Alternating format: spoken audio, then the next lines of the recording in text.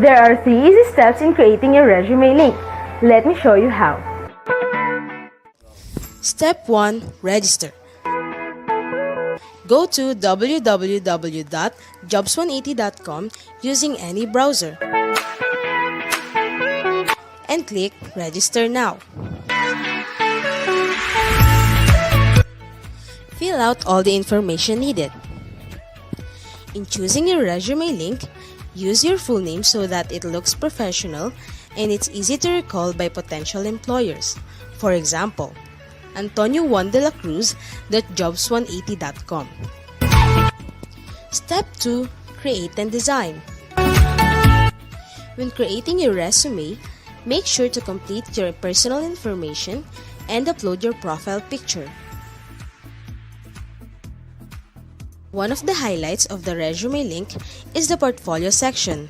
In the portfolio section, you can show off your skills by uploading samples of your work like documents, pictures, videos, and your social media links.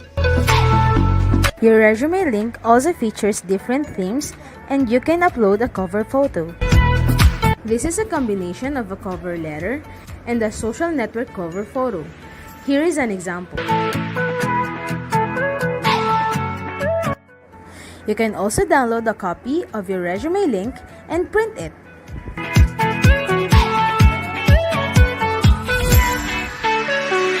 Step 3. Apply for a job. There are many ways to apply with your resume link. First is browsing the job recommendations in your Jobs 180 dashboard. If you're qualified, click Submit Resume Link. So what are you waiting for?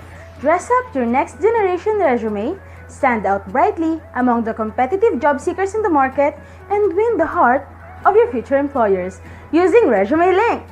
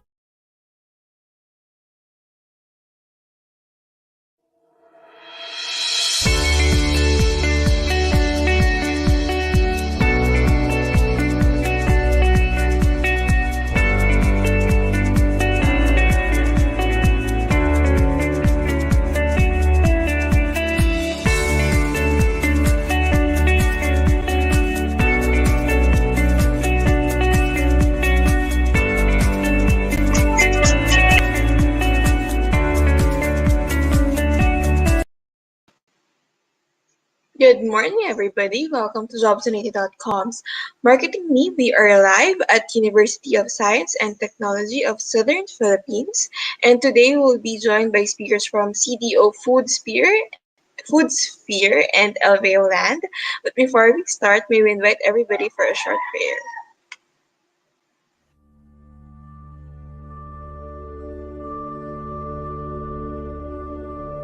Praise God from whom all blessings flow.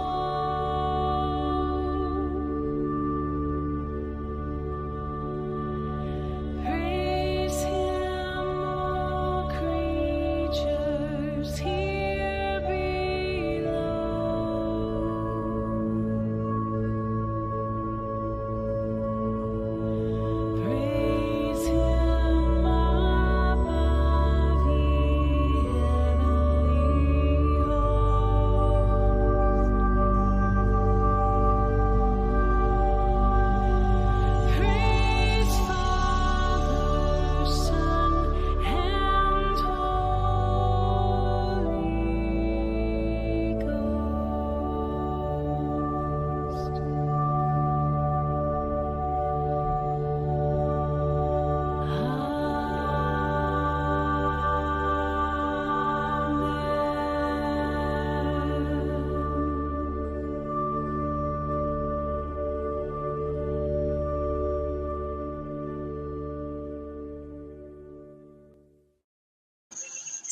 Okay, welcome everyone. So, are we ready? By the way, I'm Shari from Academic Linkages. I will be today's host. So, this session is part of the Career Center and Industry Relations World of Work 101 Senior Edition Career Readiness Lecture, which aims to help graduating trailblazers prepare efficiently and effectively in their journey in entering the world of work. So, by strengthening and polishing their oral and analytical skills, as well as knowing the latest trends in the workplace, students can foster readiness and confidence in their job application, sustaining this during their first day of work and beyond. So, to officially open today's session, may we invite Ms. Lyra Faye Contianco de la Rama, Director for Career Services and Government Industry Community Relations Office of the USTP system.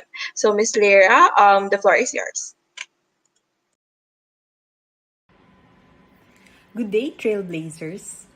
First, I would like to express my gratitude to Jobs 180 for partnering with USTP CDO Career Center in facilitating trainings to our students for them to become career ready.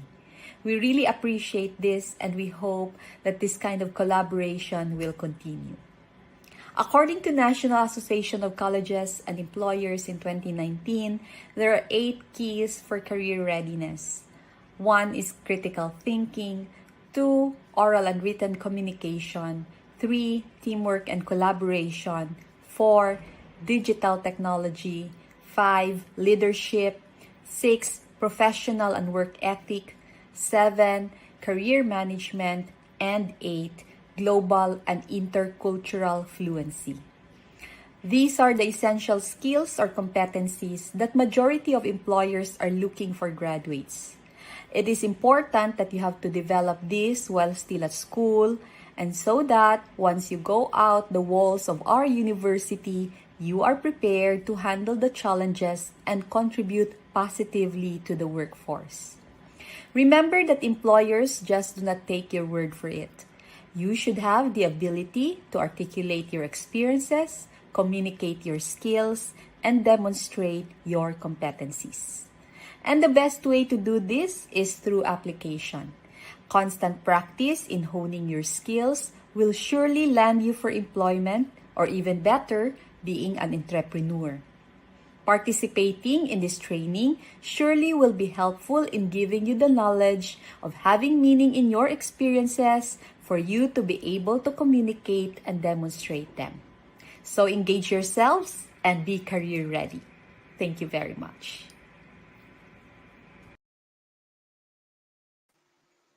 Thank you for that, Ms. Lyra. So, as usual, please don't be shy to put in your question in the comment section.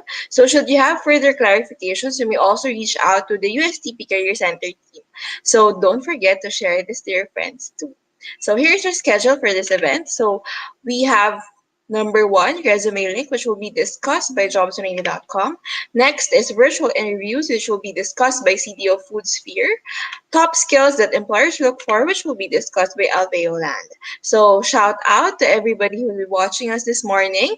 So as we go along, please type your questions so our speakers can address it after their talk. All right.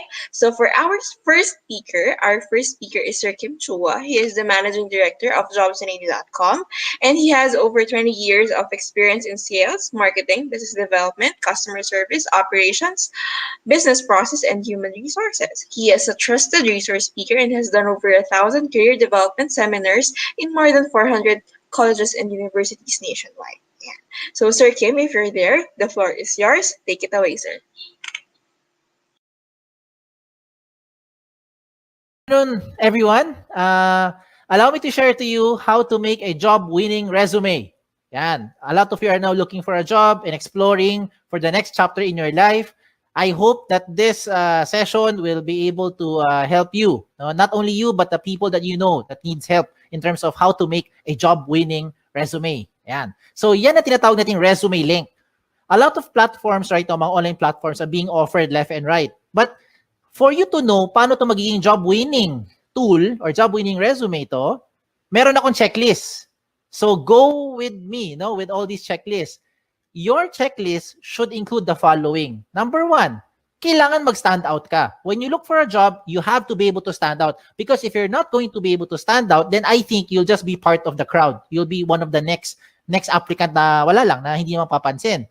Another thing that should be in your checklist is that you should only have one file. Hindi dapat maraming files na iba-iba sinesend sa mga companies. Mas maganda, isang file lang para pag sinend mo, lahat ng details mo nandoon na.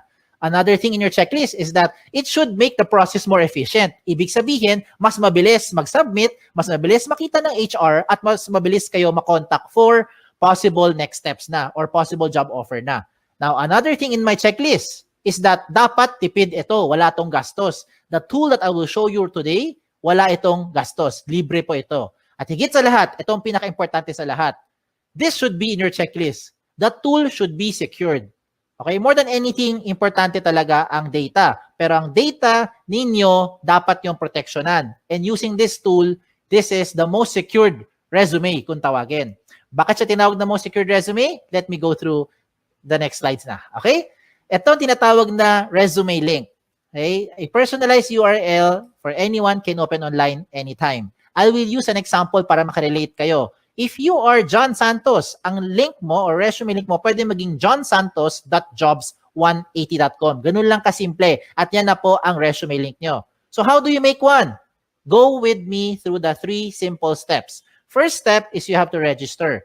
Absolutely wala tong bayad. Libre po ito. How do you register? You go to the website of jobs180.com. That's www.jobs180.com at dun ka mag-register on the upper right side of your screen. Now, as you do that, you have to put the basic information. Okay? So, alam nyo na ano mga information yan. Hindi ko na isa-isahin. Babawasan nyo naman at alam nyo naman ano dapat ilagay. Now, as you create your account, you have to use a valid email.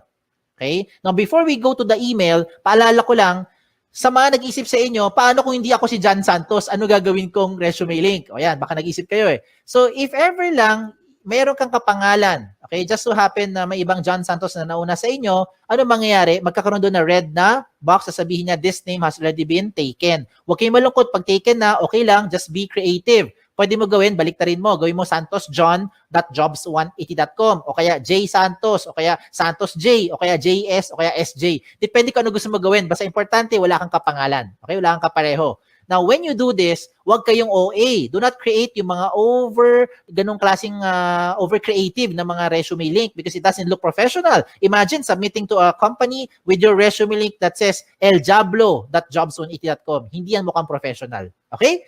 Now, when you register, please use a valid email. Ito yung emphasis ko lang sa pag-create nyo ng account na dapat gamitin yung email, yung nabubuksan yung email, kagaya ng Gmail, Yahoo, or any email na nabubuksan nyo. Do not create, example lang yung mga email na kagaya ng ganito, patricia@facebook.com na email. Huwag kang gagamit ng joseph@facebook.com na email to register. In short, huwag mong gagamitin yung @facebook.com na email. Because if you use @facebook.com na email, you will no longer be able to receive notification being sent to you by the companies as well as jobs180.com. Importante po na nabubuksan nyo yung email nyo kasi kailangan mo i-verify yung account mo. Okay? It is very important that you verify your account as a proof na ikaw nag-register at pangalawa, para ikaw ay makapag-apply. If you don't do this, if you don't verify, walang mangyayari sa account nyo. Okay? So, sayang lang. So, you have to verify to finish the first step. Okay? How do you verify? Just open your email, look for the link, click mo yung verify, you're done with the first step. Okay? Tapos na yung first step. Ano yung first step? Register. Wala tong bayad. Let's go to the second step. Ang second step, ang pinaka-logical sa lahat. Kailangan kumpleto ang detalye nyo. So how do you do that? You go back again to your account by going to the website of jobs180.com. This time, hindi mo kailangan mag-register. Ang gagawin mo, mag-login. Pag login mo, lagay mo dito yung email nyo or resume link nyo. Kayo lang may alam yan. At lalo na yung password nyo na kayo lang talaga may alam yan. So when you do that, you now go inside your account. Pag nasa loob na kayo ng account nyo, ano gagawin nyo? Mabilis na lang ito. Fill in the blanks. Okay? Now, I don't have to go through all the information here because definitely, alam mo naman pag sinabi ditong name, malamang pangalan nyo. Pag nakalagay dito address, malamang address nyo. Diba? So, you put all the information ninyo dito. Okay? Lagay nyo. Then, what else do you put in here? Importante po, lagay dito lahat ng posibleng paraan na pwede ka makontak ng isang HR. Kagaya ng social media account nyo. Diba? Hindi lang email tsaka phone number. Bakit? Most of the time, ano nangyayari? Okay, let me tell you. Marami sa inyo nilalagay nyo phone number nyo. Pero pag tinatawagan kayo ng HR, hindi nyo sinasagot, lalo na pag hindi mo kilala. Hala, sino kaya ito? Hindi mo sasagutin. 'Di ba? Kasi takot kayo, baka nagsascam or whoever yung tumatawag. So ano mangyayari sa mga HR? Mag-i-email kami ngayon sa inyo. But you don't open email more often than you open your social media account. So I recommend lahat ng posibleng paraan na pwede ka makontak na isang HR, ilagay mo dito. Kagaya ng mga Facebook nyo or Twitter nyo para mabilis tayo makapag-PM. Private message, makapag-invite for the next step.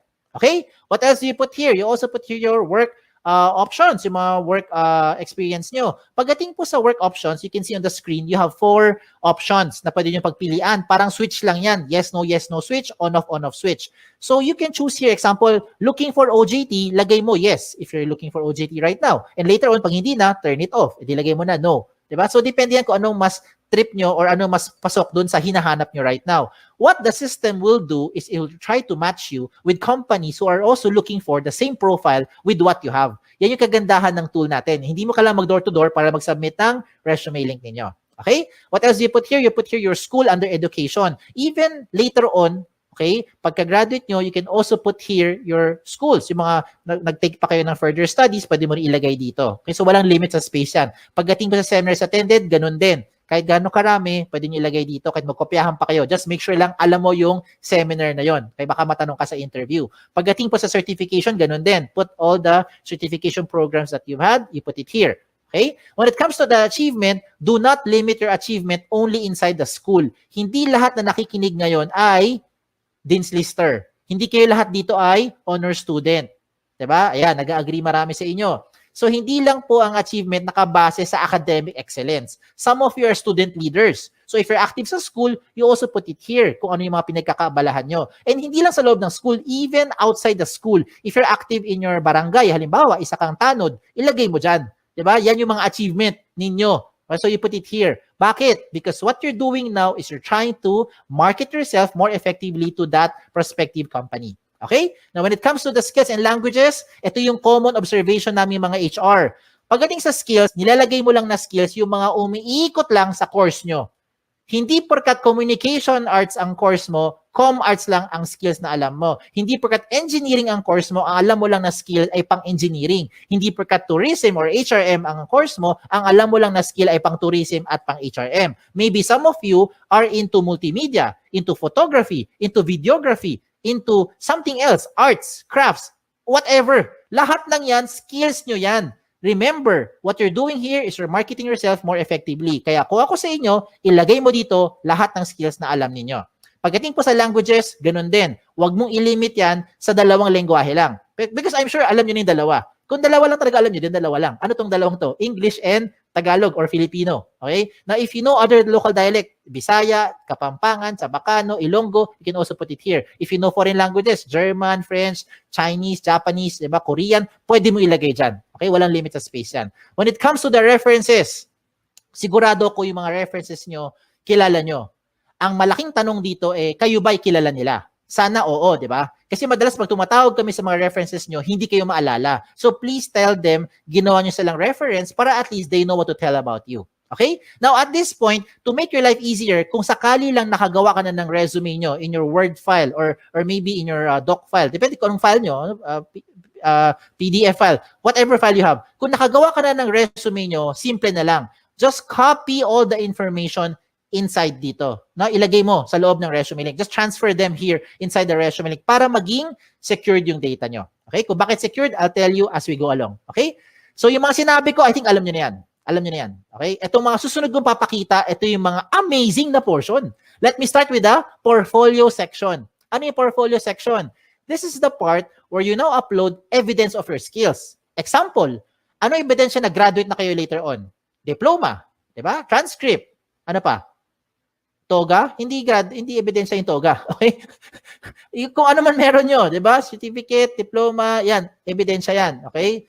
Kung transcript of records is evidence na graduate na kayo. Ano ebidensya na wala kayong criminal record? NBA clearance, police clearance, di ba? Ano ebidensya na pwede ka pumunta sa ibang bansa? Passport, visa, lahat ng mga sinasabi mong mga skills mo or yung mga what you're claiming that you know, you can now support them here sa portfolio section by showing those documents. Diba? Anong ebidensya na ikaw ay healthy? Meron kang medical clearance. Anong ebidensya na pwede ka mag-drive ng sasakyan? Meron kang driver's license. Diba? So gets nyo na yung sinasabi ko. Ang point ko lang is, you can now put the things here to support yung claim nyo of your skills. Now, you're starting to think, Sir, kung pare-pareho naman kaming graduate sa school namin, pare-pareho kami magkakaklase, same yung course namin, same yung school, same yung teachers, same yung curriculum, pare-pareho lang naman kami lahat, walang experience sa trabaho, how will we stand out?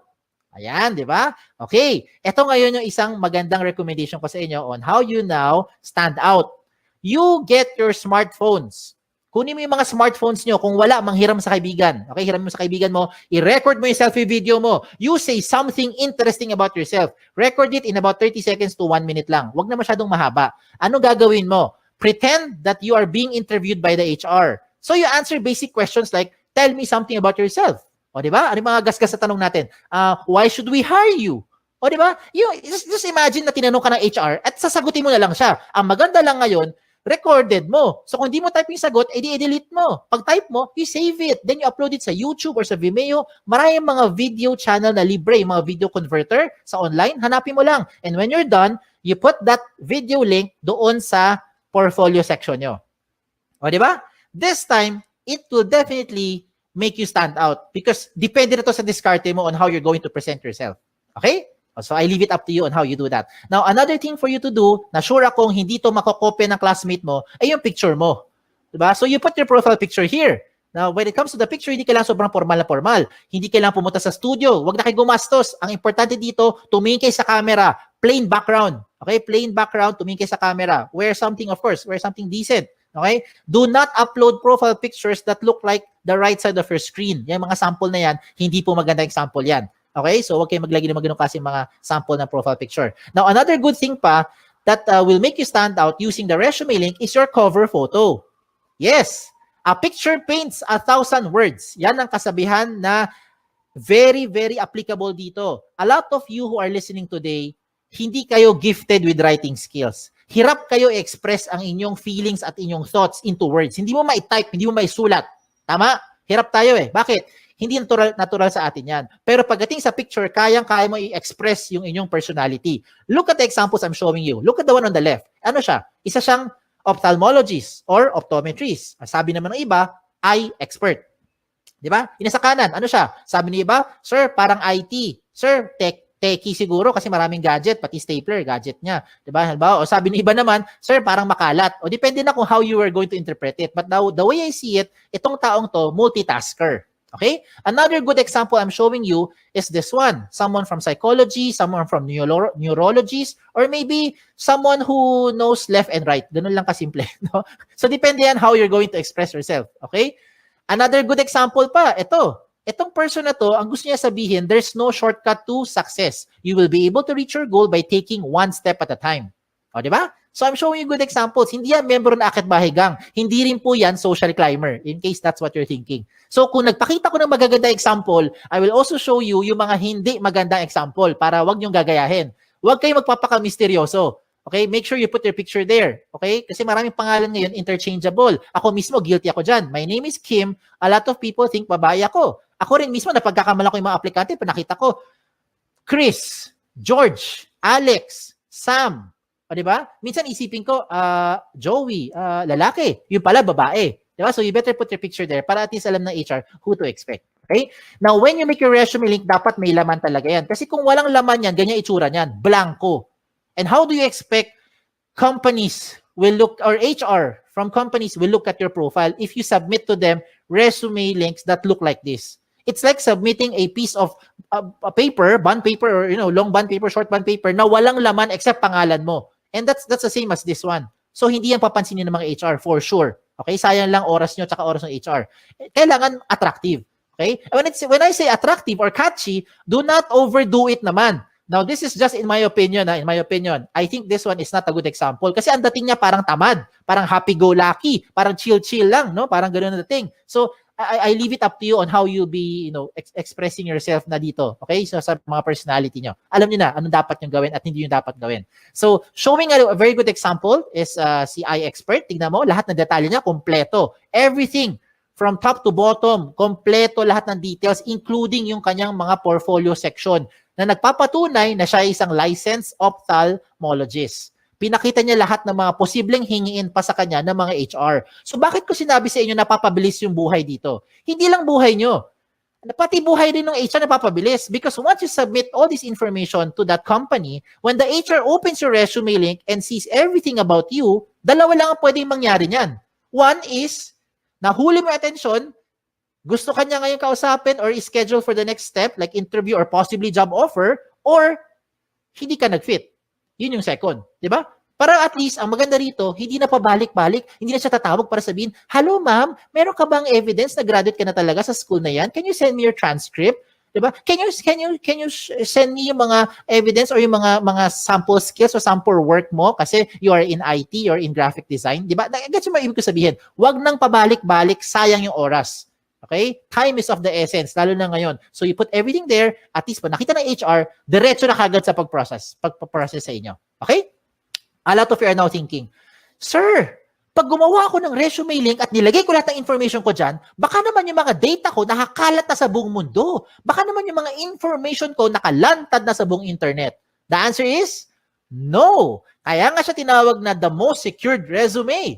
Okay? Bakit siya tinawag na most secured resume? Because you have the ultimate control over your privacy settings. Follow the screen. Inside your dashboard, when you log in, you can go to your settings. Sa settings mo, to be specific, puntahan mo yung privacy settings. In your privacy settings, you choose the information that you want to show in public. Halimbawa lang you do not want to show your birthday. What do? Turn it off. Ayaw mo pakita yung address mo. What do? Turn it off. Ayaw mo pakita ang inyong references. What do? Turn it off. So lahat na naka-off, hindi lalabas sa public. At sino may control niyan? Kayo lang. O, di ba? Ang maganda pa rito, real-time update yan. Halimbawa, today, you decide not to show your birthday, your address, and references. And then 5 minutes later, you decide, sige, pakita ko na nga birthday ko. Turn it on.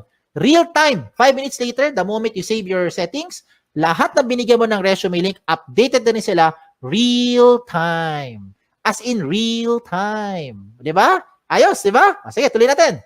Tuloy pa natin to. So, reminders ko na lang sa mga late na dumating or kakakinig lang, when you make your resume link, make sure that your profile is interesting and attractive. Okay? Wag OA. Iba yung over naman yun. No? Wag naman ganun. So, make sure it's attractive, it's catchy. Complete all the information, especially your contact details. Kasi sayang naman lahat ng ginawa mo, nahuli mo attention, hindi ka makontak ng HR. So, better make sure nandyan yung mga contact details na updated. Okay? So, yan. So, tapos na tayo sa 2 steps. Last step na lang. Ano yung first step? Recap lang. First step is register. Wala tong bayad. Libre po yan. Second step is for you to complete the information. Yan ang pinaka-logical. And the last step now is for you to submit. So, you're now thinking, okay to paano ko gagamitin ngayon yung resume link? Bigyan kita ng iba-ibang paraan. Okay, lahat ito practical application para makarelate kayo. Unang option, pumunta ka sa website ng jobs180.com. That's www.jobs180.com, and that's where you now start to look for companies. Type the companies that you're looking for. Pag may lumabas, edi good. Pag walang lumabas, edi wala. Okay, wag din pilitin. Okay? Now, you can also see there a lot of companies, a lot of company logos that you can shop around. You can choose, learn about the company, and if you want to be part of the company, I recommend you submit your resume link kahit na hindi ka pa qualified. Let me repeat what I just said. If you want to be part of an organization, if you want to be part of that company, even if you are not yet qualified, I recommend you give your resume link to that company. Bakit? Imagine, kung ngayong hapon, ngayong araw, nag-submit ka ng resume link sa isang kumpanya na naghahanap ng 3 years experience na aplikante. Wala ka pang 3 years experience. Okay lang. Because nabigay mo na yung resume link mo sa kanya, pagdating ng 2024, siguro naman by that time, meron ka ng 3 years experience, di ba? Kasi nag-work ka na ngayon by 2021. By 2024, may 3 years experience ka na, pwede ka na ma-qualify dun sa position in-applyan mo. And you never know. That company might just contact you later on, provided that your details are still updated. So you have to update those information real time. Ayos ba? Ayos, di ba? Wala nang pabalik-balik. Hindi mo na kailangan magbalik-balik dun sa kumpanya para sabihin, nag-apply po ko sa inyo last year. Ako po yung OJT nyo 3 months ago. Wala lang ganun. Okay? Another practical application. when you submit your resumes through email, how do you do that? Madalas, ito ginagawa natin. Mag-email tayo, sasabihin natin, Dear HR Manager, I would like to apply for the following position and this is my resume. Ano gagawin nyo? I-attach mo yung Word file mo or PDF file mo. Tama? If that is how you're doing it, wag mo nang gawin yon. Wag ka na mag-attach ng anything sa email. Pampabagal lang yan, tsaka makaluma na yung style na yan. Bakit ko sinabi yon? Kasi hindi mo na kailangan talaga mag-attach ng anything. Ang gagawin mo, i-type mo na lang doon sa email mo yung resume link mo. Example, Dear HR Manager, I would like to apply for the following position. And this is my resume. In this example, Antonio Juan de la Cruz, 01.jobs180.com. That's it. Submit. I look forward to you from you soon. Thank you. Send. Every time meron kang babaguhin sa details mo, hindi mo na kailangan padalhan yung HR. Kasi kung ginagamit mo mga attachment, ang kulit niyan eh. Ang kulit, saka nakapagod. Ano gagawin mo pag nagbago ka ng phone number? Dear HR Manager, this is now my updated resume. Mamaya-maya, 2 weeks later, nagpalit ka ng phone number. Ano gagawin mo? Dear HR Manager, this is now my updated, most recent resume. O di ba? Every time meron kang babaguhin, padala ka na padala doon sa HR. Nakapagod yan, hindi lang sa part nyo, kundi sa part din namin sa mga HR to keep track which one yung pinaka-updated na details. So this time, wala na kailangan. Palit-palit na lang kayo ng details nyo, update-update na lang sa loob ng resume link. Ayos ba? Ayos pa. Okay, tuloy pa natin to. Okay? If you want to print your resume, this is now the good news. You can now print your resume link. No matter how much information you have, the system will try to compress everything into one page. So kung gusto mo talaga mag-print ng papel at mag-submit sa mga kumpanya, walang kaso. Pumunta ka lang sa dashboard mo, hanapin mo yung print na option at mamili ka kung 1 column or 2 column version ang gusto mo i-print. What the system will do is it will try to compress everything into one page para tipid na. O, di ba? Now, usapang tipid. Ito mas tipid pa. Gusto mo mag-print ng resume pero gusto mo magtipid. Itong gawin mo. Gumawa ka ng resume link card. Ano tong resume link card? Sa isang pirasong long bond or short bond paper, mag-design ka ng maraming resume link card. No? Maliliit lang, parang business card ang dating. In one piece of paper, I think you can make 10, 20 sets of cards. Depende sa size ng papel mo. At ang importante lang ilagay mo dyan sa resume link card mo ay syempre ang inyong resume link. Diba? So, hindi mo na kailangan ilagay lahat ng details mo sa resume sa loob ng maliit na papel. Lagay mo lang resume link mo. And that is what you now give to the companies when you start applying. Look at the picture I'm showing you. Diba? Tipid. Hindi lang tipid. Secured pa. Tingnan nyo. If you submit yung big paper resume nyo, long bond paper, sinubmit mo sa isang kumpanya, nag-apply ka. For some reason, nilipad ng hangin. Yung nakapulot ng papel na yan, alam na buong detalye mo because everything is in that one-page printout. Now, if you lose that small piece of paper, don't worry. Meron kang peace of mind. Bakit? Yung mga kapulot niyan, limited sa privacy settings mo because you have the ultimate control over your privacy settings kahit na i-type niya yan sa browser. Okay? So, ang recommend ko rin sa mga nakikinig, use the gadget. Take advantage of the technology. Use your gadget, your laptop, your cell phone, your tablet, kung ano man. Okay? Para ngayon kasi, this day and age, technology na ang gamitin natin. Kung mano-mano pa rin kayo, wala kayong gadget, okay lang. Huwag kayong malungkot. You can still submit to the companies by just simply writing the resume link on a piece of paper. As simple as that. Okay? So, again, sa mga nagtatanong, ano yung mga guidelines ko para makagawa ako ng job-winning resume? Ito yung guideline ko. Ito yung checklist ko. Are you using the right tool? That's the ultimate question. There are so many tools right now, but these are the things that you should consider when you make your resume. And that is the resume link.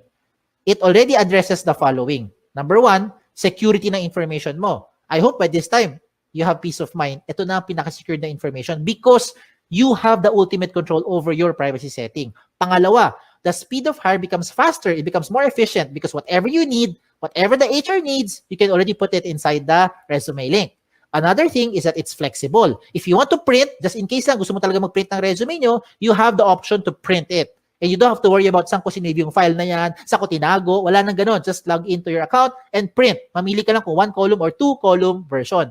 At higit sa lahat, wala po itong bayad. Tipid po ito. Walang bayad. Okay? Ang kailangan mo lang, of course, internet. Sa mga nag-iisip sa inyo, sir, kailangan ko ng pan-data.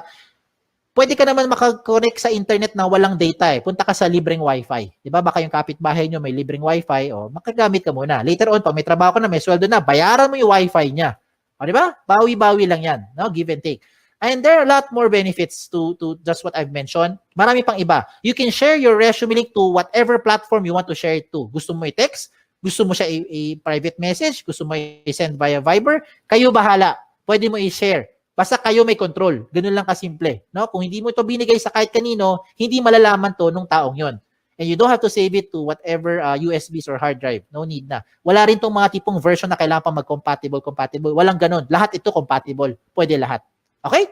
So shout out na lang ako. Shout out to all our school partners. By the grace of God, right now we have about 400 plus colleges and university partners nationwide, including your alma mater. So thank you. We're very thankful for this opportunity that we're able to do this kahit tayo nasa loob ng bahay, kahit kayo ay nasa loob ng bahay. So hindi tayo physically nagpe-present, pero nakakatulong pa rin tayo, especially if you have friends or relatives whom you think would need this tool. Please share this to them. Okay? Sa mga nagtatanong naman ng mga frequently asked questions, sasagutin ko na. Ito kasi yung mga common questions na kadalasan tinatanong sa akin. Ang tanong, can I give my resume link to companies who do not know about jobs180.com? The answer is absolutely yes. It depends kung sino ang bibigyan mo. Ikaw may ultimate control niyan. Okay? Pangalawang question, is this the same as other job platform like LinkedIn, JobStreet, iba pang mga job site? The answer is no. Meron tong dalawang major difference. Yes. Lalo na pagdating sa security. Okay. Of course, explain lang ako Okay. With respect to the other sites that I've mentioned, let me just use JobStreet as an example para lang mas makarelate, no? Para makarelate. You can only use JobStreet resume if you're applying to companies who are also using JobStreet. If you're applying to a company who is not using JobStreet, you cannot use your JobStreet resume anymore. With your resume link, you can use this to any type of company, any platform, wherever they are. Kahit sa loob ng Pilipinas or sa labas ng Pilipinas, pwede mong applyan. Kahit hindi niya alam ang Jobs 180, basta alam niya ang resume link mo, pwede niya mabuksan ang profile at makita according to your settings. That's the first difference. Pangalawang difference, kung nabigay mo na, kung na-submit mo na ang JobStreet resume mo sa isang company, wala ka nang pwedeng baguhin. Lahat ng data mo nandun na yan sa HR. Yes. Hindi na magbabago yan real time. With your resume link, na-submit mo today, mali pala number mo, na-submit mo today, mali pala yung spelling mo, you can always edit it. Enter, save it. Real-time update. Lahat ng bigyan mo ng resume link, updated real-time. Ayos? Okay, tuloy tayo sa number 3 question. Number 3 question is the easiest question. Ang tanong dito is, can I keep my information secured? I hope by this time, na-convince ko na kayo na ito na ang pinaka-secured na platform. Okay? That's the reason why I'm sharing this to you. Okay? Number 4, I think this is the most important question. How often should you update your resume link? Ang sagot dito, hindi araw-araw, hindi linggo-linggo, hindi buwan-buwan, hindi taon-taon. Ang sagot dito ay every time. Every time na meron kayong babaguhin, lalo na contact details nyo. Yan ang importante. You have to update your contact details every time na meron kayong papalitan doon. Kasi yan yung paraan para makontak kayo ng mga companies. And the last question is just a trivia. Why is this called jobs180.com? This is called jobs180.com because we want to turn your life around. Yan, di ba? 180 degrees. Hindi siya 360. Kasi kung 360, bumalik ka lang kung saan ka galing. Di balik-balik ka lang, balik-balik ka lang, balik-balik ka lang. Di wala nangyari. Di ba? So you have to do it 180 degrees. It's a straight line towards your career goal. Okay? Just in case may tanong pa kayo, nahiya magtanong, pumunta lang kayo sa website namin, sa jobs180.com, or email me here sa info@jobs180.com. Like us on Facebook, follow us on Twitter, follow us on Instagram para makakuha kayo ng mga latest trends in recruitment. Okay? Again, my name is Kim Chu Wa. Don't forget yung Wa. Okay? Baka Kim Chu lang maalala nyo. Na nagsasabing, be safe at isang magandang araw po sa inyong lahat. Thank you. Thank you for that, Sir Kim. Ayan. Thank you. Hi, sir. So, sir, we have questions here coming from the Career Center team. So, first question. Hi, sir. Can you please share your thoughts and tips on infographic resumes? Infographic resumes. Okay. We recommend that. Well, there are different types of HR. and the way that I'm saying it is there are different types of people who will be looking at your resumes. So some people are more into visuals. So baka dyan magwo-work yung infographic resumes ninyo. No, mas catchy, mas attractive. If you look at the cover photo of the resume link, pwede mo ilagay dyan yung mga infographic na gusto mo ilagay. Put it in your cover photo na mismo if you want to, put a summary of yourself.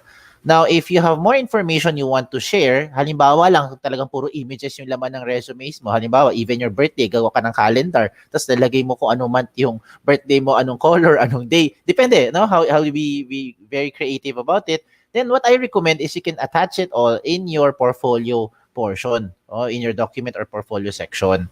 Yeah, that's my recommendation lang, because to each his own, sabi nga. But the profile, the format that we're giving you for resume link simplifies everything.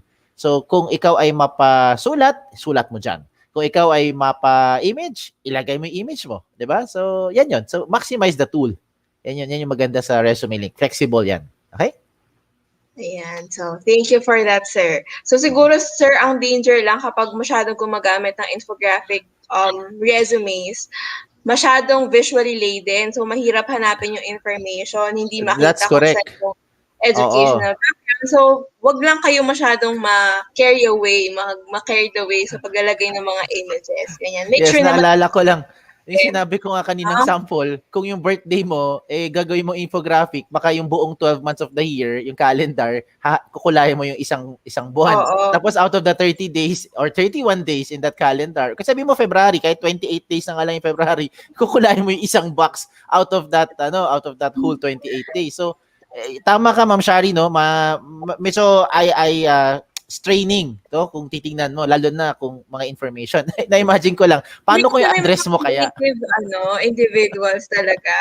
So, syempre, we don't want to limit their creativity. Yes. Mm-mm. Kaya lang, there are instances, we've been in very plenty of job fairs Correct. na naka-carried away talaga yung applicant. So, nawawala yung information. So, yun lang. Kailangan, madali lang din siya basahin. Ayan. Second Yes. question, I sir. agree with Sir, you. what do you think are the most critical parts of a resume for fresh graduates? Oh, saktong-sakto yung second question mo doon sa first question kanina. Um, in terms of the critical portions in a resume, I would say pinaka-importante dito is yung skills ninyo right now. If you have work experience, it could help. It could help because hindi naman perkat yan ng in-OJT ninyo or in-internship nyo or nag-summer job kayo for that work experience. Yan na umiikot yung skills ninyo. Pero normally, I'm speaking as an HR. Again, I cannot answer for all HR people, but the way I look at a resume, apart from, of course, looking at yung mga details na kailangan natin sa trabaho, kung pasok ba siya doon sa location. Ayan, that's one of the things I also want to look at. Ayoko pahirapan yung aplikanteng bumiyahe, no, from all the way from saan ba tayo ngayon? Nasa CDO all the way to Manila, no? Hindi naman ganoon yung yung gagawin natin. Pero I look at the location. Those are the other information I think are very important. Pero pinaka-importante para sa akin yung skills. Yan yung para sa akin. And the contact details. Because HR people, they have limited patience. Okay? What happens is if you catch their attention, gusto ka na nila, type ka na nila, ano gagawin nila? They'll try to contact you.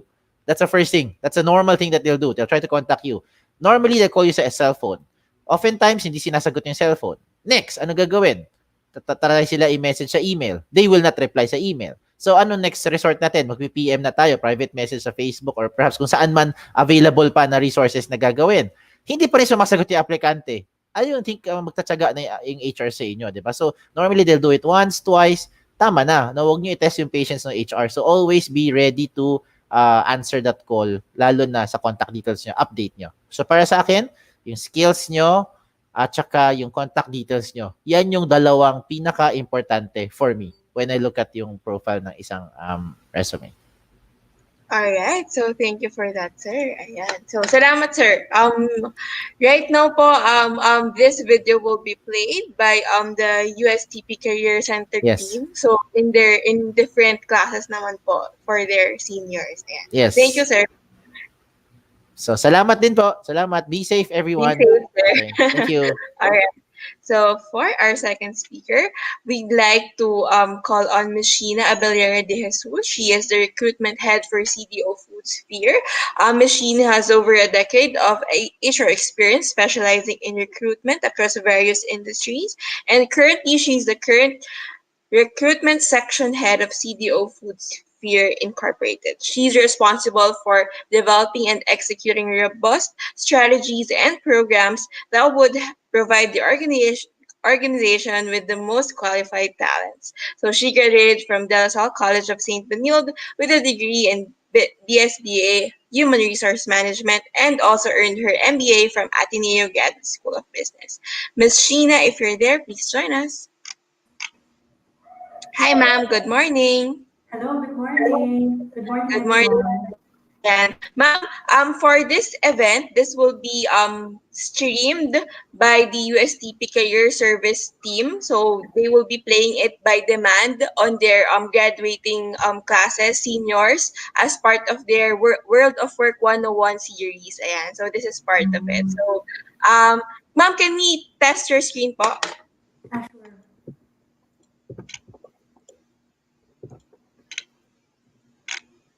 Ayan. So guys, if you have questions for Ms. Sheena, so you can just put it on the comment section and the USTP Career Services team will pull it for us and they will forward your questions to us. Okay? So ayan. Ayan ma'am. I can see it ma'am. So I'll leave you to it po. I'll be back for our questions in 20 minutes. So thank you, Ms. Sheena. Thank you, ma'am. Ayun. So, good morning, everyone. It's a pleasure for me to participate in this online event. I hope everyone's doing well at this time. So, my topic today may not be new for most of you, but I'll be sharing how CDO, Cagayan de Oro, no? Pero hindi, it's our organization, and most companies do hiring currently.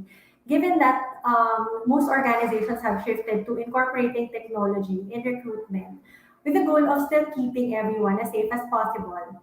Ayan. So I'll go straight to my presentation as I only have a few minutes for this session. So let's talk about virtual interviews and the difference between the traditional recruitment and digital recruitment. So in the past, we did online application.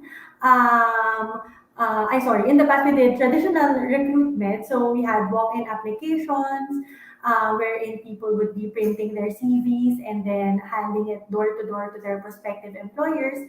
We did pen and paper exams, face-to-face interviews. So before parang series of interviews siya and then you'll go Monday and then you'll go the following day for another level of interview and then another one for final interview. Ganun yung average in the past. And then before, there were physical job fairs in schools or universities. But now we have shifted to online application through social media, through Jobs 180, like what Sir Kim mentioned a while ago, through email or website applications. So before, instead of doing pen and paper exams, we have shifted to online exams from face-to-face interviews to virtual interviews and online job fairs or online career events like this one, like what we're doing right now. Okay. So how we do hiring now? So first step is that applicants submit their CVs via, as mentioned, email or Facebook or tools like Jobs 180, and then after screening their resumes, recruiters will be calling the prospective applicants for initial screening. So initial screening involves phone interviews or online interviews. And then online examination. So usually HR or recruiters conduct these processes. So next step is for recruiters to endorse to the department for virtual interviews.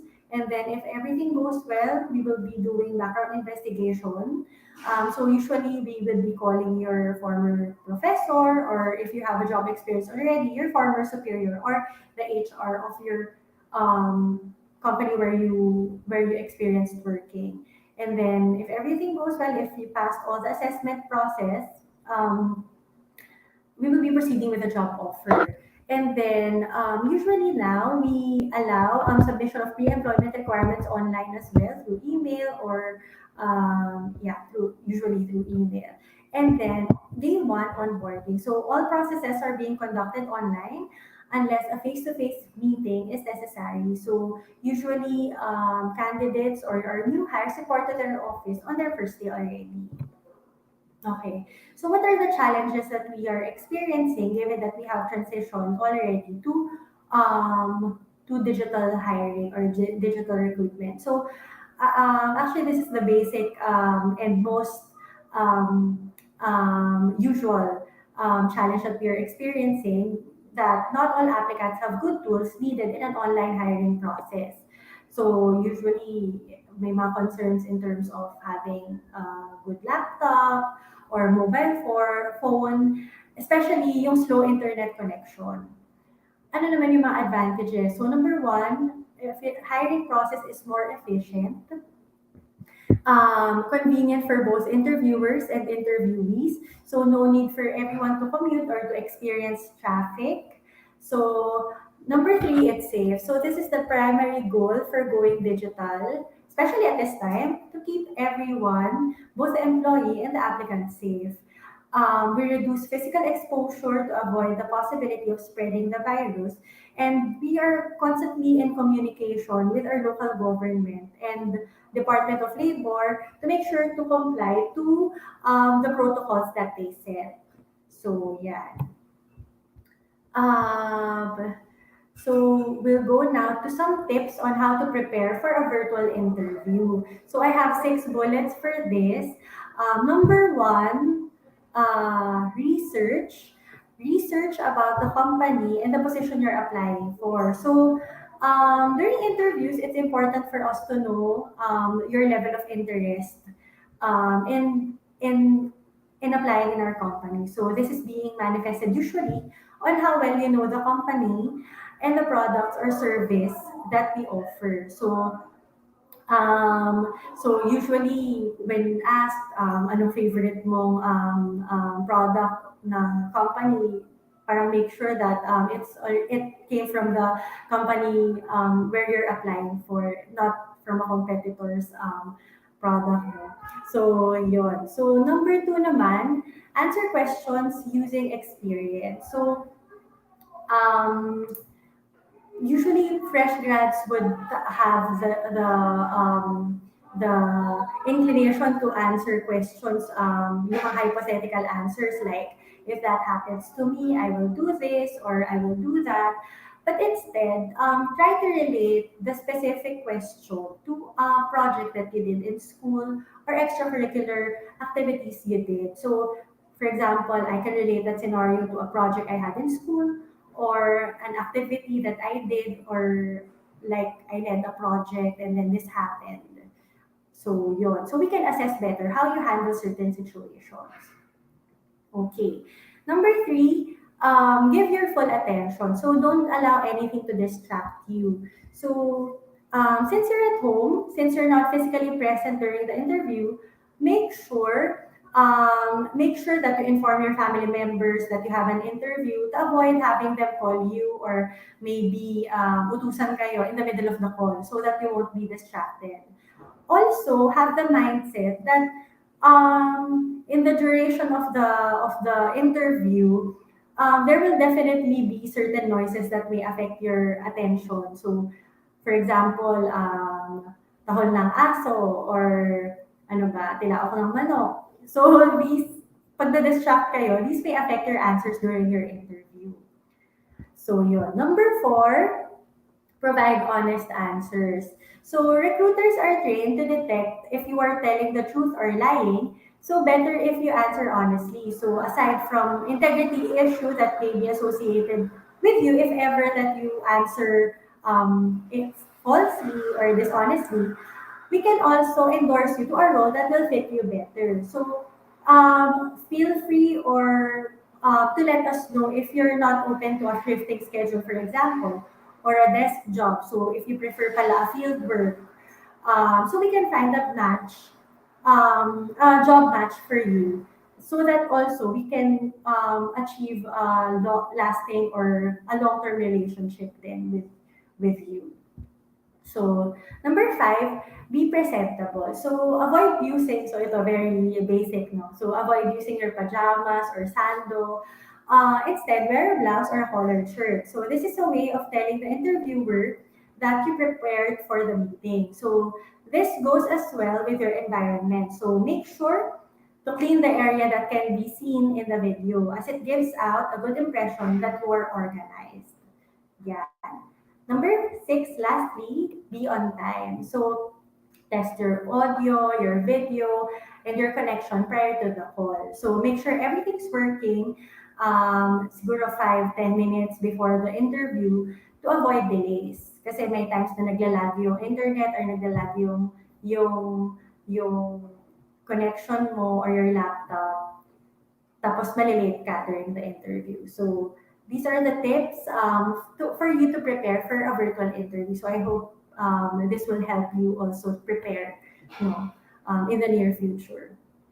Okay, so I was introduced a while ago as someone who's working in CDO Food Sphere. So let me introduce to you the company where I work. So CDO Food Sphere, we are a food manufacturing company that's based in Valenzuela City here in Metro Manila.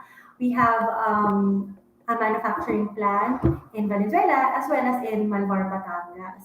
Um, we are composed of around 5,000 employees. We do end-to-end service, so from manufacturing of the products that we have to distributing them nationwide to marketing and selling them in different channels. So CDO stands for Corazon Dairoong. That's the name of our founder. And we have been in the business for 45 years. Ayan. So let me read to you some information about us. So a delicious story of success. So from a simple dream of providing delicious food for her family, the CPO story has turned into a lifelong commitment of providing Filipinos with high quality and affordable products. So our mission is that we champion meal types and unite families through food that calls them home. We live to bring them freshness and the delight of homemade cooking that fills their hearts. So our vision is that we will be the most trusted food company loved for how our food creations bring and bond all generations of people together. Our values, we are passionate about customers and consumers. We have love for God, so we usually have first Wednesday mass, first Wednesday of the month mass every yeah, in the company. Right now, we do that online. Number three, we have integrity. Number four, we are open and collaborative. Number five, we are innovative and entrepreneurial. So, in terms of innovations, we have a lot of programs that we implement to generate ideas from our employees with the goal of more efficient way of doing things within the organization. Here are some of our products. So number one, yan, mga frozen meat like hot dogs or sausages, yan, mga Highlands, Idol, mga Bibo. We also have chicken nuggets. We have ham, bacon, mga fantastic tocino, longganisa. Yeah, we also have additional products actually, pero we were not able to put it here. Aside from the frozen meat, we also have canned meats like corned beef. We have luncheon meat, canned tuna, mottled fish. Also dairy products, so dates, cheese, and cheese balls every December yan usually. So one of our seasonal products. Sweet preserves, nata de coco or kaong. Ayan. Sige. Aside from the mainstream stream business that we have, like what I've mentioned a while ago, we also have a CSR arm, so corporate social responsibility arm, which has 5 pillars. So first pillar is Gabay Nutrition. So it's a supplemental feeding program to malnourished children. So since we are a food company, syempre, one of our programs talaga is to provide food to, especially to malnourished children. So number two, we have Gabay Education. So it helps provide the needed resources to existing institutions. Number four, Gabay Kalikasan. So aims to bring back green into our surroundings. So we have tree planting activities. We also have cleanup drives. So ayan. So next is Gabayhan ng Buhay, conducts livelihood programs on meat processing for mothers. So for mothers, because parang we specifically mention it there because our founder is a mom, pero it's not limited naman for moms na.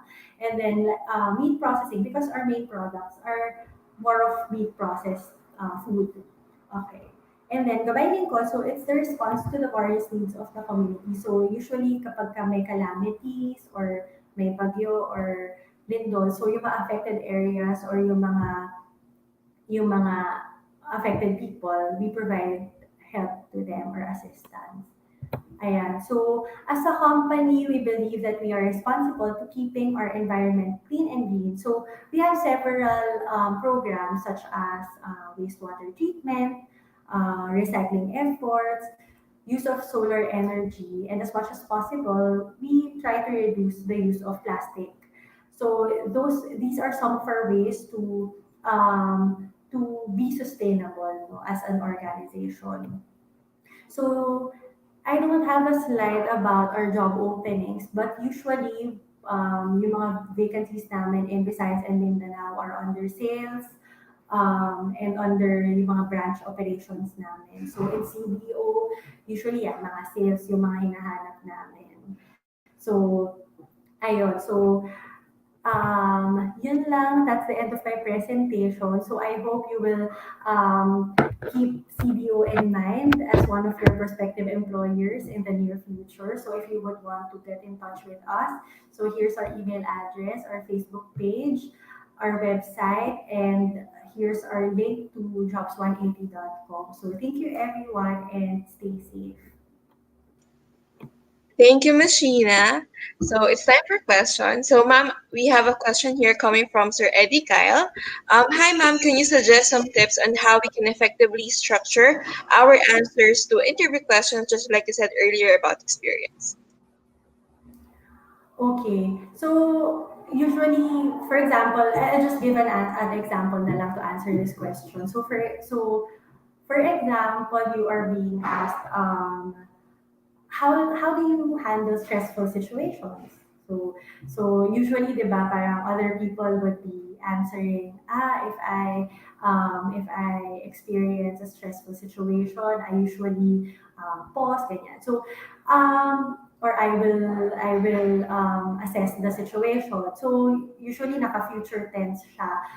But to phrase the answer, you can say, for example, during my college days, especially for those who don't have work experience yet. So try to relate that to a specific project. So I actually had a stressful situation when I was in college when I had an exam as well as a project that I had to complete within a certain period. So, for example, I was given a week to review and to complete the project. So, it was stressful for me. So, what I did was I had to prioritize the tasks that I had to do.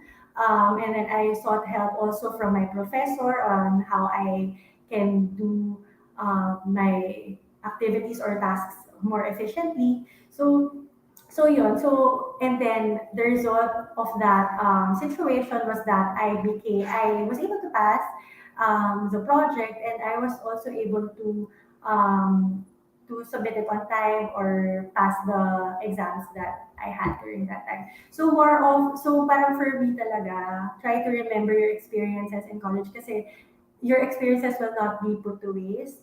Even if hindi talaga siya actual work experience, definitely it has an impact on your future employment with any organization. So, yun. Thank you for that, ma'am. Another question coming from Shainuddin Bakor. Ma'am, can you suggest some tips on how we can effectively how we increase our confidence when we communicate during job interviews? Okay. I think yung confidence kasi it will reflect based on how prepared you are during the interview. Eh. So,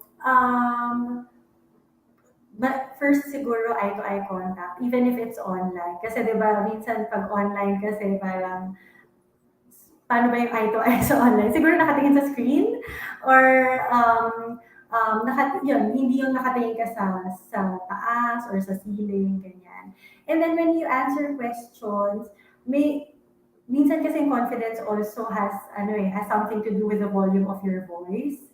So make sure na alam mo yun, parang ilapit siguro yung mouthpiece or yung ano sa voice mo so that you can be heard and maiwasan yung come again or kasi hindi ka narinig. Kasi minsan di ba pag shy ka if you're not confident about your answer, minsan ang tendency is naging mahina din yung voice.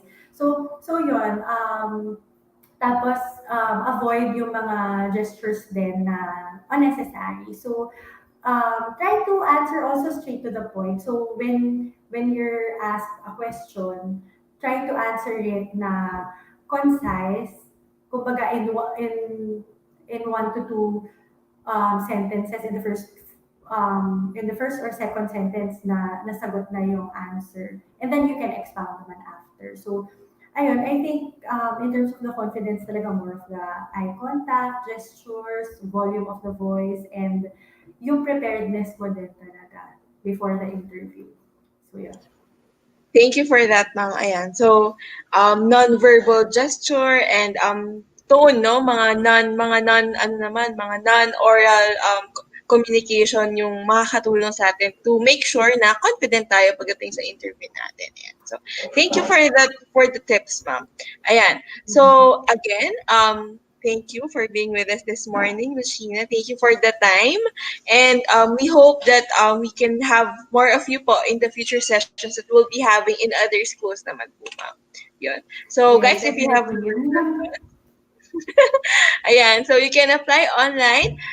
The career portal is jobsradio.com/ceo. So for vacancies, for opportunities, if you just want to check out kung ano yung mga fields, kung ano yung mga positions na pwede niyong mapuntahan kay CDO after graduation, that's the link. That's where you go to. Alright? So thank you again, Ms. Sheena, for being with us this morning. Salamat po. Stay safe. Thank you. Bye-bye. Bye po, ma'am. Ayan. So, salamat po kay Miss Sheena. Ayan.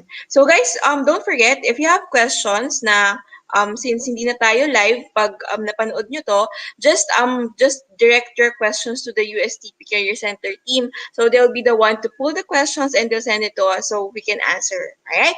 So, for our third and last speaker for this morning, we will be with Miss Bernadette Lati. She is the Senior HR Associate for Alveoland.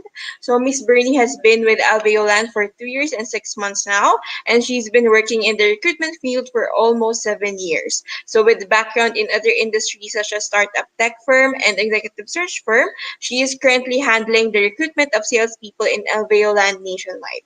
So she is a graduate of BA Psychology from the University of Santo Tomas. So Miss Bernie, if you're there, please join us. Hi, Shari. Hi, ma'am. Good Good morning morning. po. Ayan. So, ma'am, let's Mhm. test your screen po. Okay. Yeah. Okay. Ayan. So today, ma'am, we are with USTP CTO. So they will be playing this video to their graduating class. So this is a part of their World of World of Work 101. So that's a series where they Oh, put in the videos for their students po to watch. All right. So ma'am, I can see it. okay. It's full screen na po. So I'll leave you to Mhm. it, ma'am. I'll be back for the questions in 20 minutes. Thank you, Miss Bernie. Thank you. Thank you, Shari. All right. So, good morning, everyone, to all the students, to all the viewers for this morning. Thank you for taking time to tune in. Yan. So, for today, I am assigned a topic to discuss no, so top skills employers look for. So, first of all, let's define muna, no, what is a skill. So, basic naman. No? So, it's a noun, a quick search on Google. So, as defined by Merriam-Webster, it's the ability to use one's knowledge effectively and readily in execution or performance. And then from dictionary.com, it's the ability coming from one's knowledge or practice or aptitude to do something well. And then si Google naman, ang definition niya is the ability to do something well. or the expertise. So basically, very similar naman yung pagkaka-define ng different sites, no? Basically, it's what you know and how you display your knowledge, no? How you manifest your knowledge in doing something, in doing a certain a certain task or in doing a certain action. So, ayan. So, meron kasi tayong different categories ng skills. So, there's what we call the hard skills and then the soft skills. Let's just define them first one by one. So, hard skills, these are skills that can be learned through courses or training. Ito yung mga formally pinag-aralan talaga. In college or kaya yung mga short courses, yung mga 6 months short courses na may certificate. Ganyan. These are usually technical skills because they are easier to quantify or measure. Sample, no, para mas magets nyo kung ano ibig sabihin ng easier to quantify or measure. Sample of hard skills, so typing speed, computer programming, or any programming language, no, bookkeeping, so this one is in the accounting field, hardware, so in IT, spreadsheet, so Excel, design. So design, whether it's in IT or in the fashion industry. So these are easy to measure or easy to quantify because there is a tangible output. Meron siyang result na nakikita mo talaga. Like in typing speed, diba? You have like yung measurement niyan is number of words that you can type in a minute, ganyan. So you can easily measure the typing speed. So yun yung mga hard skills natin. Computer programming, 'di ba? Iba-iba naman yung language sa programming. So, you can measure them eh. Pwedeng pag kung ano yun, C sharp or C+. Hindi ako familiar, sorry. Pero yon, in languages you can easily measure kasi iba-iba nga yung parameters in different languages. Soft skills naman, so these are character traits or people skills or interpersonal skills. So they're not that easy to measure, they're not that easy to quantify because they're very subjective. Example, communication. Communication skills, no? Some people or some boss, mataas yung standards nila sa English communication skills. Some people naman or some employer, sakto lang. Hindi masyadong mataas yung standards sila when it comes to communication. Kaya mas mahirap siyang i-measure kasi it's very subjective. It will depend on the nature of the job or the industry where you are in. Other samples of soft skills. So time management, this is very hard to measure. It actually depends on a whole lot of factors, no, or variables, including the role mismo, the actual role of the job that you are applying for, and probably the workplace or the work environment. Another soft skill, teamwork, flexibility, leadership, problem solving. So these are all samples of soft skills. So it's very subjective to measure, and you cannot actually learn it through formal courses in college or yung mga short courses. Usually ito nade-develop siya or na-enhance siya through experience talaga. Ayan. So with that, no, once we've defined now what are the skills or what are the samples of the skills, what are the top skills ba employers are looking for? Especially in line with, the pandemic, it has brought a lot of changes in the workplace. A lot of priorities have changed, no, for employers, and a lot of roles have evolved. So, ano na ba ngayon yung hinahanap ng karamihan, no, sa mga employers?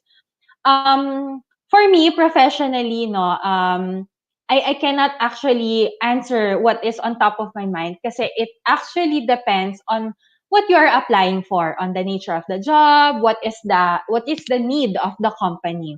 But I've researched a few articles, no, relating to what is happening right now. So I've gathered the most basic skills, no, that whether may pandemic or wala, ito yung hinahanap nila. And well, especially na now na may pandemic and mukhang medyo magtatagal pa siya, ito yung some of the most common, no, employers would want to look for.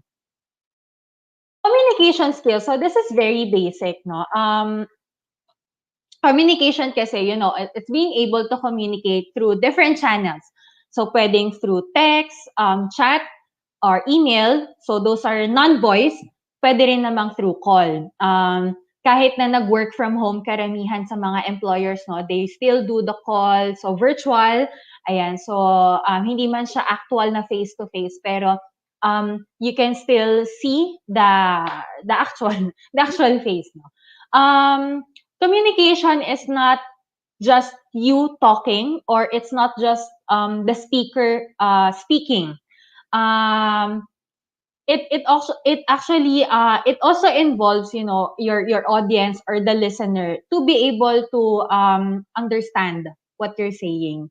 'Di ba, what they say nga, usually an effective speaker or an effective communicator doesn't it's not just, good in grammar, not just good in the gestures, no. He will be considered good or proficient when his audience or when his listeners are able to understand him. Kasi baliwala nga naman kung kwento ka ng kwento, wala naman sila naiintindihan. So, sayang yung effort mo. So, whether you're applying for an admin, clerical, or management job, or an IT, or very, very technical job, communication will always be present. Kasi one way or another, you'll be talking to your boss, you'll be talking to people from other departments, whether you're working from home or working on site. So this is number one, communication. Second, another skills, no, that most employers would look for is the technical know-how. Now, for fresh graduates or those graduating students na wala pa talagang work experience, no. So technical know-how is, knowing how to use today's technology, the necessary software, and maximizing search engine use expertly, no.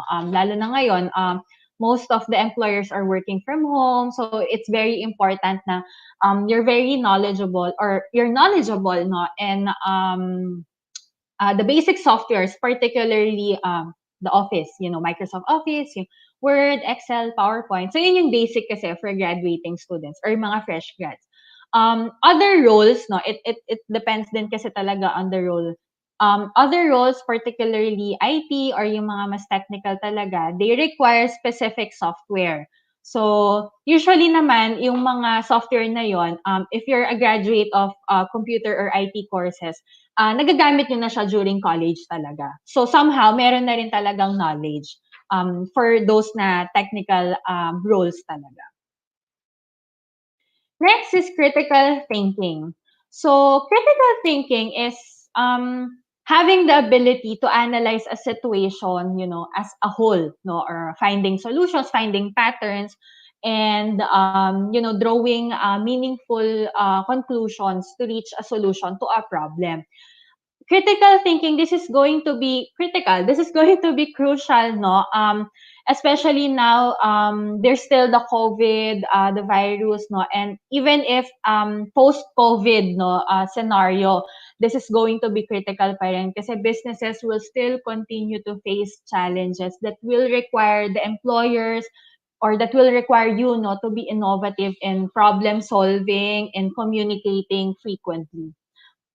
Whether you're in an admin and a clerical, or in sales, or you're in HR, you're in finance or IT, this is important, no? Kahit na routinary yung job mo, there will come a time na you will encounter challenges na kailangan mo mag-isip kung paano mo siya masusolusyonan, or else masastuck ka sa kung ano man yung problem na na-encounter mo.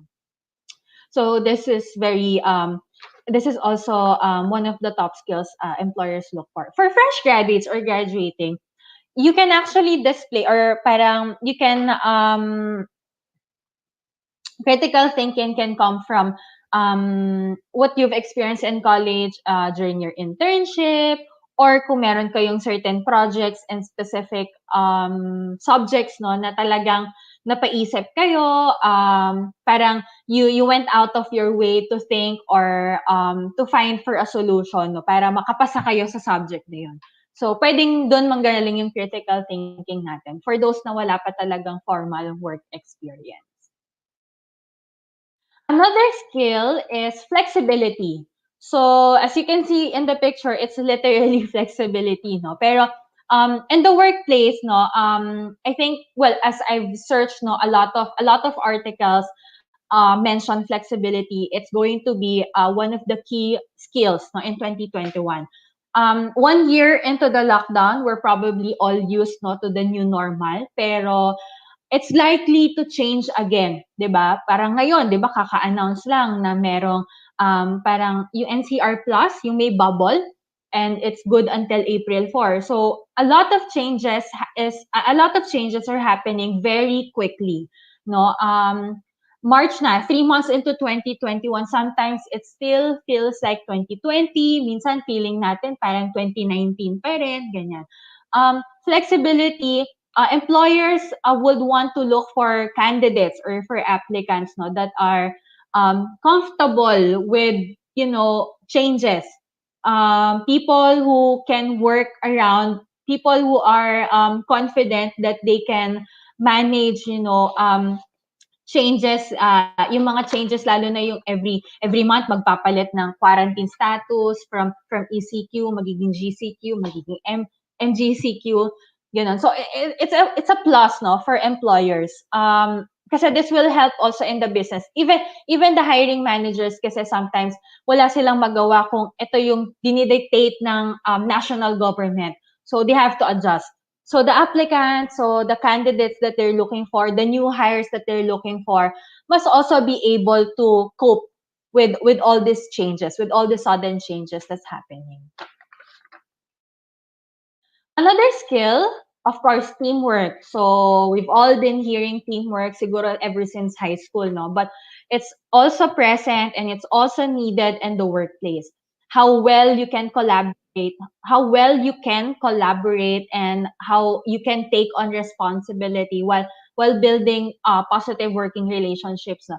Even if you're working independently, like wala ka namang ka-team, mag-isa ka lang, you just report to a manager, or you work in big groups, no, this is very important kasi yun nga, one way or another, your job, your role will eventually, no, you will have to, or you will need to talk to someone from a different department, or someone in a different floor, in a different office, ganyan. So it's important na you can collaborate well with other people kasi it creates harmonious relationship, working relationship in the workplace. Even if you're working from home, if you can collaborate, if you can communicate effectively through your other office mates, no, even if they're from a different department, through chat, kasi if you're working from home, 'di ba, number one naman is through chat. It's a plus point, no, if you can elicit, or if you can display teamwork, kasi yun nga, it eventually will benefit the whole department, the whole office, and the whole company as well. Next is creativity. It's not this doesn't necessarily pertain to creativity in arts or in colors, no. It's actually, this is what they always say, no, going or thinking out of the box. So it's important to think beyond the four corners of your cubicle or your work from home desk, no, especially if there comes a time na certain processes or certain procedures, no, na nakakaapekto sa task mo or sa job mo, no. If you find certain process or certain policies, they're not efficient anymore, baka it's time to think about what would work well na. Especially, yun nga, marami kasing changes na nangyayari, and some changes, they come and go. So we have to be, parang employers are looking for the creativity of the candidates, no? How can they adjust if ganito yung problem, if ganito yung situation. Ayan. So parang it's somehow, tahi siya with the flexibility, no, kasi with the changes that's going on. You have to be quick as well, and critical thinking din, no? Di ba nakatahi din siya sa critical thinking to be able to solve, to be able to be efficient in the job. Ayan. Ayan, so this is just a summary. So I listed only 6 top skills no employers look for, but I believe if you research no online, or if you do interviews no from different employers and different industries, iba-iba din talaga yung sasabihin nila, kasi it ultimately depends on the role that you are applying for, and I think, and also the objective of the company, no, kung ano ba yung kailangan nila, or ano ba yung gusto nilang ma-achieve, bakit sila nag-hire ng ganitong position. But common denominators among them: communication, technical know-how, critical thinking, flexibility, teamwork, and creativity. What are we looking for in Alveo? So right now, we're hiring for sales, no? Property specialists. So we have a lot of projects. We have presence nationwide. In CDO particularly, meron din kami, we call it the Kayak. We just launched it this, I think, February. So this year lang, di ba? Even if may pandemic, nakapag-launch kami ng project. We're looking for salespeople. So if you notice, the top skills no that I listed, they're also important in what we're looking for salespeople particularly. To be honest, sales is not naman actually, it's not a very technical job, no, because it's not naman IT. It doesn't require you to be knowledgeable in certain computer languages, no, or IT languages, no. Communication is key in sales, because puhunan nyo kasi is laway eh. You're talking to people, you're talking to clients, you're presenting the project, you're doing like what I'm doing right now, no. Since medyo limited yung face-to-face interactions ng sales namin, so more on virtual lang din sila. So this is very important, the communication. Kasi you're talking to different kinds of people. Meron diyang investors, meron mga businessmen, may mga family men, young professionals. So you have to be able to, adjust your way of communicating. Depende rin kung sino yung kausap mo. Technical know-how, as I mentioned, hindi naman masyadong technical yung sales, no? But of course, it's very important na you know the basics in PowerPoint, in Excel, in Word, no? Kasi you're gonna use these softwares and presenting to clients, or in doing your job, no? Critical thinking, so sometimes kasi, well, not as what they say no in sales, na hindi araw-araw Pasko. So hindi lahat ng nakakausap na potential client ay bibili talaga sa'yo. So there will be times talaga, there will be instances na you will encounter difficult clients, difficult accounts. So dito papasok yung critical thinking natin. So we have to be able to, be rational, ano ba yung parang be able to think, how do we solve, how do we handle, how do we work around this certain client, or this certain account. Flexibility, so we know naman in sales, since iba-ibang klase ng tao yung na-encounter ng sales, you have to be flexible and how to deal with these people, how to manage them, how to strategize, no? Iba-iba rin yung strategy, iba-iba rin yung diskarte kada kliyente. Teamwork, ayan. So, in sales, we're working kasi in groups. You're working in teams. Although you're selling naman individually, no? If nagpe-present ka sa client, one-on-one kayo, pero you're working in teams kasi. Nandyan yung camaraderie, moral support. So, it helps na you're working in teams, no? Kasi it boosts your confidence. And of course, meron dyang support, not just if merong team member na medyo lost pa siya, ano yung ginagawa niya, someone from the team or the sales manager will be able to guide you, will be able to help you, to grow into this professional salesperson. Creativity. So I think the sales function requires a lot of creativity. Whatever product you're selling, whether it be a car, food, properties, or insurance, you have to be creative. Especially ngayon, um, when the lockdown happened, when the pandemic hit us, no, a lot of people are online. So, dun pa lang sa social media, ang dami ng kalaban. So, we have to be creative on paano tayo magsa-stand out. Or other than online, ano pa bang strategy para makilala tayo, para malaman ng tao na nagbebenta ako ng ganitong product. So, yun, all these skills, no, we're also looking for them in hiring salespeople or the property specialist positions. How to apply? Ayan, so you can search us on Jobs 180, jobs180.com/alveoland. We have also a Facebook page, Join Team Alveo, or email. So this is our official Alveo recruitment email, alveo.recruitment@alveoland.com.ph. Um, Please indicate na lang sa email na you're applying for property specialist or sales. Yan, para we can easily filter or quantify the applications. And so that's it. I think that ends my presentation. So, Shari? Thank you, Miss Bernie. Ayan. So, it's time for questions. Ayan. So, ma'am, these are questions that I prepared na po before the presentation. During the presentation. Ayan. So, okay. May nag-send lang mga from USDP. Alright. Sige po. Now, the first question, ma'am, if we can go back to your undergrad years, which skill would you wish to have mastered then? Yung sana inaral ko to college pa. Um, Ako personally, I think it's communication skills.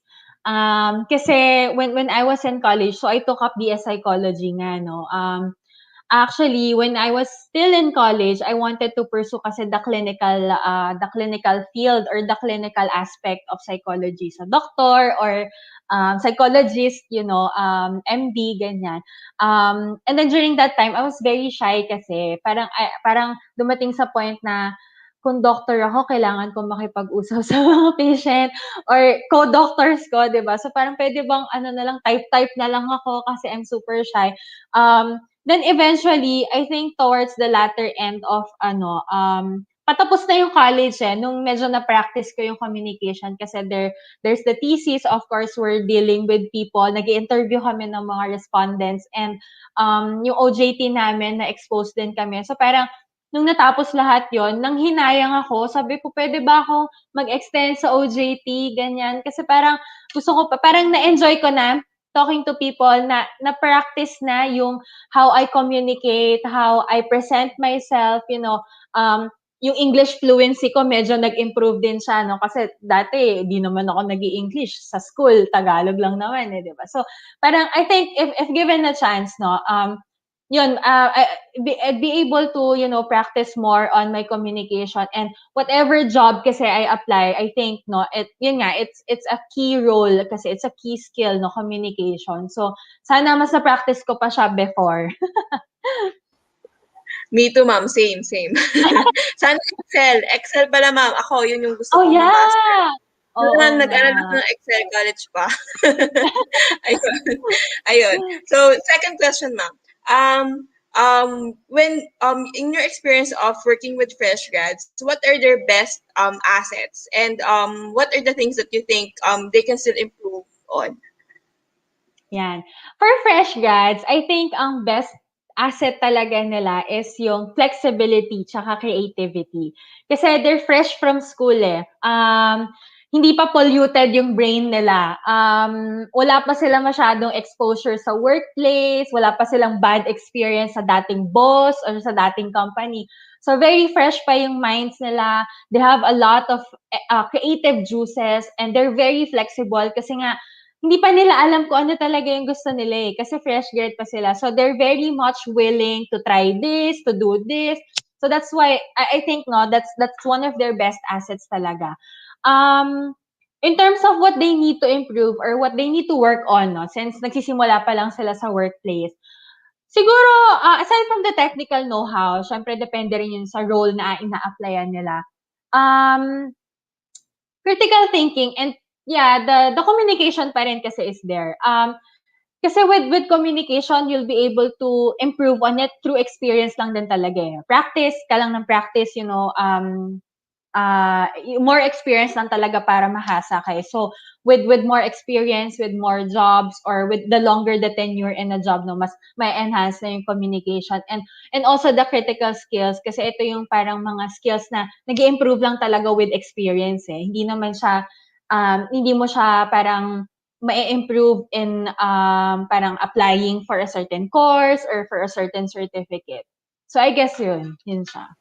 Okay. So, thank you for that, Miss Bernie. Nako, useful yun sa ating mga fresh grad na viewers ngayon, no? So, thank you, Ma'am Bernie. If you guys want to check out vacancies or openings for Alveoland, it's jobsunity.com/alveoland. So, pwede kayong tumingin ano yung mga positions, ano yung mga roles na pwede nyo nang tignan ngayon, tapos fit ba ako sa ganitong qualification. So, pwede nyo na i-research ngayon pa lang. So, hopefully, after graduation, you can check out Alveoland as your, your dream company or yung company na gusto mong maging part of in the future. Alright?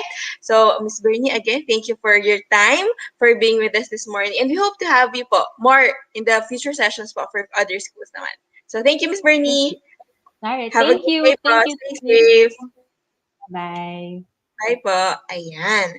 So, again, thank you po for our speakers for being here, Miss Bernie and Miss Sheena, for joining us for this event for USTP. Ayan. So, for further announcements, we would like to flash something on our screen.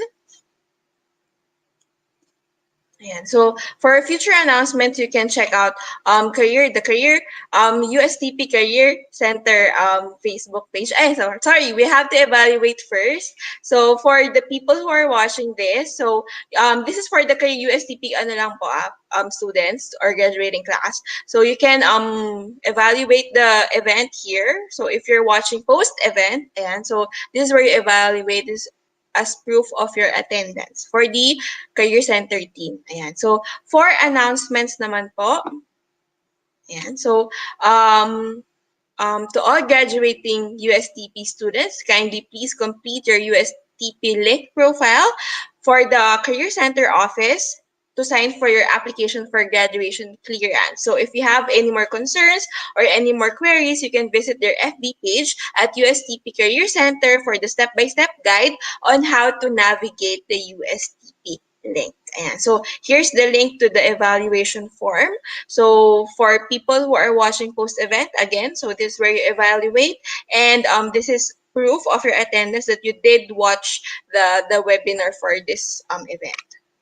All right. So for jobsanity.com, please watch out for the next set of webinars that we are hosting for other schools. So this week we are doing Friati University, we are doing Lyceum Northwestern University, I think, this week. So please watch out if you want to check out the topics that will be aired in those sessions. You can check out our Facebook page. It's facebook.com/jobsanity.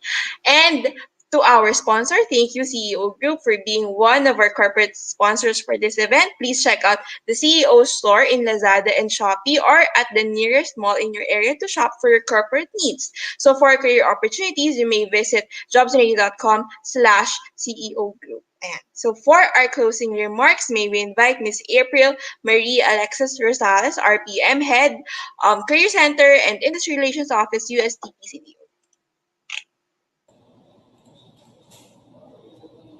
Good day, everyone. As a wrap up for this career lecture session, we would like to extend our gratitude again to Jobs 180, specifically Ms. Shari and her team for reaching out to us and for making this virtual session happen. Second, we would also like to thank our effective speakers who shared their time and knowledge to our USTP graduating trailblazers as they become career ready in preparation for the world of work to which they will enter once they graduate soon. And lastly, to all the trailblazers watching this, in behalf of the Career Center and Industry Relations Office, we appreciate your time and effort in checking out this lecture video material. We hope that you were able to gain insights on how to prepare for your job application, gain confidence in your upcoming job interviews, and learn the needed success skills in order to thrive for the new normal in the world of work.